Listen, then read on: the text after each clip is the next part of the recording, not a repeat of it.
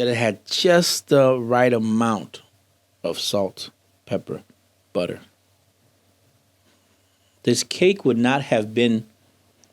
I feel perfectionists live at Publix because Publix cake, True. absolute best, right? True. I think they are perfectionists, and the way that they put that cake together, you know what? Every time somebody gets a cake from me, guess where it's coming from? Publix. Yes, I am a little bit of a perfectionist. Okay. But there's a part of me that does become uncomfortable with things going wrong and that being my fault. In a sense, I always ask the question, okay, if something went wrong, what could I have done? But it does spiral off into,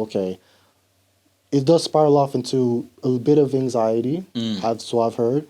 But in a sense of like, okay, I'm trying my best to see what else I could do, but there's always something else I could do. Okay. Is that healthy, yes or no? Some of the greatest creative minds of our time have been self-proclaimed and or I guess accused of being perfectionists, right? Right. So there's a place for that. Mm-hmm. And I don't think it's all bad, right?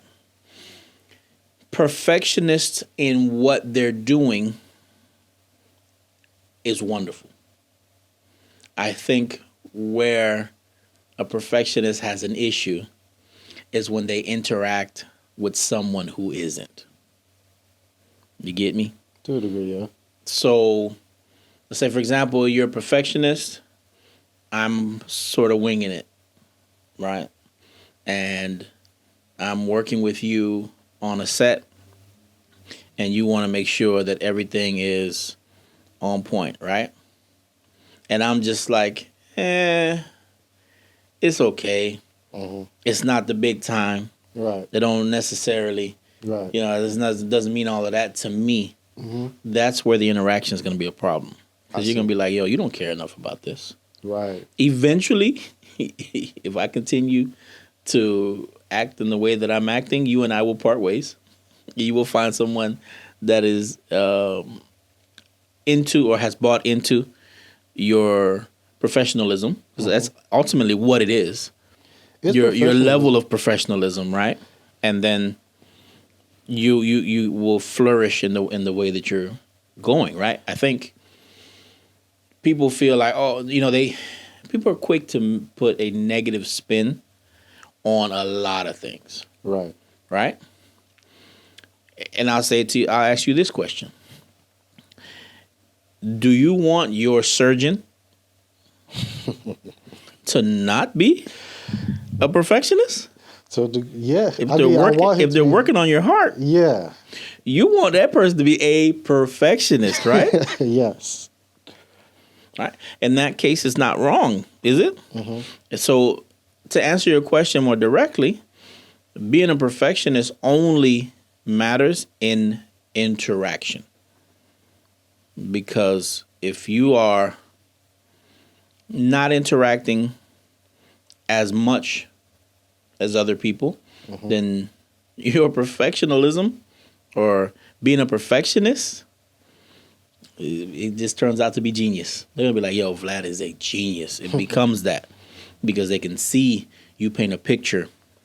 You shot this particular angle in a way that really showed the subject, to the people or to the viewer in a different light. That came from you saying, I got to shoot it at the right angle several times to make sure Yeah. that I get it. That's me for sure. That's being a perfectionist. You're right. And the product that you deliver is probably going to keep you employed. True. Because if I'm just out here with a camera, I'm a photographer, and I shoot this and da-da-da-da, and I get it back. I didn't edit it. I send it to you in a JPEG. It's not presentable at all. Uh-huh. And I'm just like, oh, here you go. And I'm expecting you to pay me. 9 times out of 10, that's probably going to be the last time that I'm going to get work. Right. you're going to beat me out for work every single time. Because there's a place for perfectionism. True. Like for being a perfectionist, there's a place for that. I think it's a positive that you're a perfectionist. There's positive attributes, I would say yes, but I can say that even does affect me to the point where it's like you ever heard, like, of course you've heard of the glass half full, glass half empty. Mm-hmm. Yes. I struggle to put myself out of the mindset of glass half empty. Or even if it's 80% full and like that 20%, I'll focus on that 20% so much. To the point where I'm like, I forget that the 80% was covered. Okay. I think that's going to make you great. Really? I would not take anything away from that. I think that there are not enough people pushing themselves like that. There's a lot of people that'll do. It's not gonna be that. It's not that serious. Who's concerned? If you look at some of the greatest work in history, some of the greatest artists ever were always like, "Oh, I gotta go to the next thing. This is not good enough." And we're living and enjoying inventions and knowledge that's been given to us, and all of these just great things from these perfectionists that said it wasn't enough. They were saying it's not enough. I got to go to the next thing. I gotta push it to the next level. I gotta make sure that it's that much better the next time. Like people create things, and I hate to go back to creation, right? Like creating things, because not everybody's a creative, right? But there are still some individuals that are not a creative that are very, like, they're on the money.